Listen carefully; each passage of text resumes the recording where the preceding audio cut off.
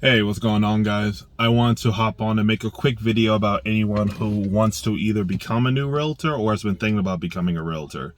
Some of these things can apply for people who have been thinking about becoming business owners anyway, but I made it specifically geared for people who are thinking or about to become realtors.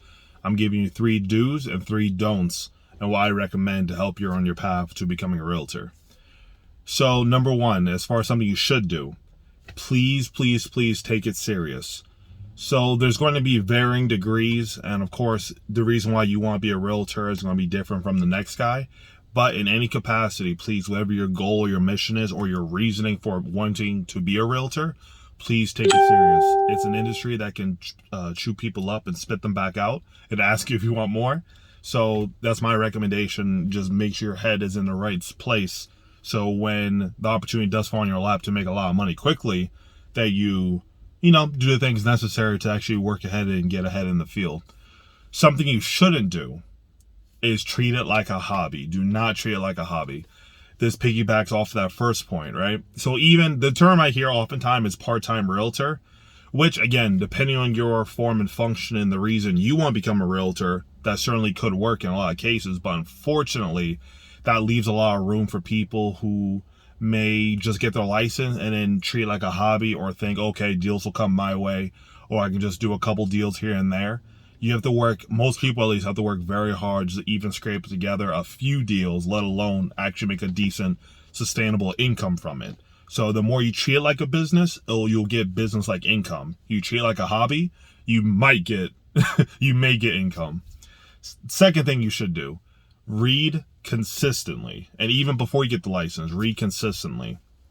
Reading will give you access to knowledge that you may not have already been aware of. It will help change your mindset and will expose you to a lot of ideas and principles that otherwise just you may not have been aware of to begin with. And it's a very easy way to quickly surmount issues and problems and avoid a lot of the mistakes that other people may have made, because it's given to you in a nice, clear, concise format. It's good for you anyway. It's a very good habit to get into. And if you're a statistics kind of person, most CEOs in the world, I'm not sure of the statistic, but I'm pretty sure there are a lot of avid readers as far as the higher income producers. You could look up that statistic, but I know that's something that successful people always talk about, is how important reading is. And I can say that from a first person account, how important reading is. Something you should not do, second thing you shouldn't do, is fail to apply what you read. Do not fail to apply what you read. So reading, and I've made this mistake many times, and I still do once in a while, so that's why I'm warning you. It's phenomenal if you're reading, and that's 100% more important. However, as important as reading is, it will never supersede the importance of actually taking action, taking risk, and making things happen. That knowledge, you could read 30 books on a subject, and that's phenomenal, right? 30 realtor books about prospecting, about getting deals, about getting business, that's great. But if you're not out there actually proving in the real world tangible actions and results to make what you're reading actually make sense, and see, okay, if I take this knowledge and actually apply it and do something with it, what's going to happen? It's completely worthless. It generally is pointless. The term paralysis by analysis is a very real thing. There's many people who do their best to prepare in every capacity, right? And that comes from an innate fear of failure and a fear of not making it. But you have to get over that. You have to understand there's risks in really in anything in life, but especially in this kind of business. There's risks. You're going to have bad days. You're going to want to cry. You're going to bleed. You're going to sweat. But it's the people who are willing to do that and commit and still push through and do those things.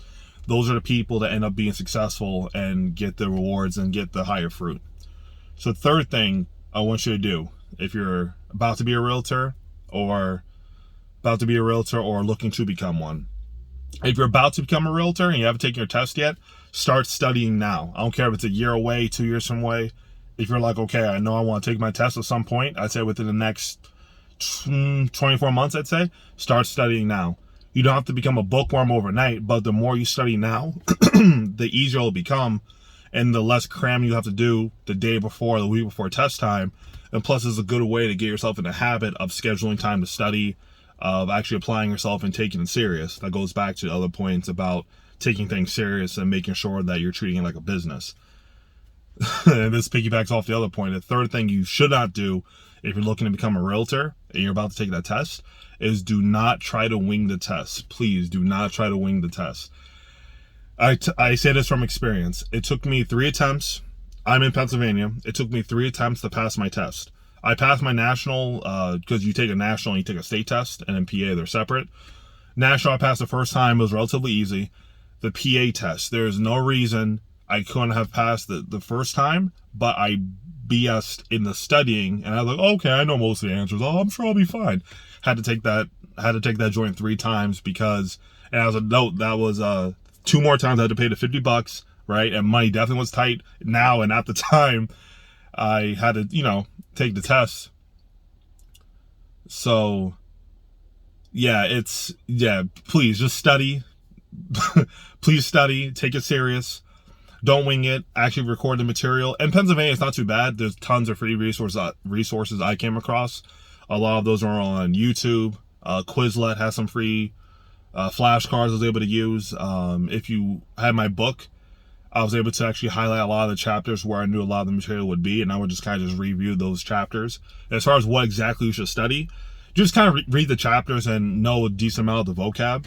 Of course, they might update the test by the time you're watching this video, so it's always a good idea to either talk to your instructor if you took the course to get the hours to take the test, or just look up a guide or look up like flashcards on Quizlet. But there's definitely free resources out there, so there's no excuse to why you should at least be prepared for the test. It's okay if you don't pass the first time. It is what it is. A lot of people aren't good test takers, but there's no good reason why you should be winging it. You're already approaching it with a bad mindset, But those are just 3 do's and don'ts I wanted to kind of present to you. I try to put my own spin on it, things that I've made the mistake of doing myself, and I would love to save you guys some of the trouble. It's a phenomenal career. I think it's a really, really good career choice. It's unlike anything I've done before in life, and it's forced me to evolve in absolutely so many different ways. And I'm very grateful for the people it's exposed me to, the money it's exposing me to, and just the opportunities. Not very few career paths can combine high-level sales and communication, which is something I enjoy and appreciate because I have a sales background, with old-school entrepreneurial skills and mindsets. It blends those things well, and the people who can take the best of both and combine it and make it their own can do very, very well. It's cutthroat, though. Be prepared. But if you're ready to attack, if you're willing to work and learn and be the best you possibly can be, there's plenty of room for you. There's plenty of money. There's plenty of homes to sell. People looking to buy. You can make it in this business, but you have to definitely attack it aggressively and do your best. I know we went off tangent a little bit, but I'm talking to my younger self right now. So yeah, hope you guys enjoyed the video. I'll see you in the next one.